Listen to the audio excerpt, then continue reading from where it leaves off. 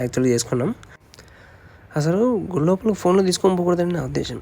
తీసుకుపోయిన ఫోటోలు తీయకూడదు. అంటే ఈ ఫోటో వచ్చేసి బయట ఉందన్నమాట. గుడి లోపలికి వెళ్ళి దేవుని దగ్గర ఫోటోలు తీసుకుంటూ అక్కడ కూర్చుని కాన్సన్ట్రేషన్ ఫోటోల మీద ఉంటుంది, కానీ మనకి దేవుని మీద ఉండదు కదా. అక్కడ వెళ్ళాక భక్తితో వెళ్ళాలి, భక్తితోనే ఉండాలి. ఇక బయట మాత్రమే తీస్తున్నాను, ఎందుకంటే ఏదో ఒక మెమరీగా ఉంటుందని తీశాను. ఆలయాలు తిరగడం పక్కన పెడితే ఇవన్నీ చూశాక వీటిలో 1-2 పేర్లు తప్ప మీద ఏది తెలియదు నాకు. అసలు నేను ఇండియన్ కల్చర్కి, అదే మన సాంప్రదాయాలకి వాటికి ఎంత దూరం అయిపోయాను అని, ఎంత దూరం పెట్టారు నన్ను అని కొంచెం బాధేసింది. ఏం చేయలేం కదండి.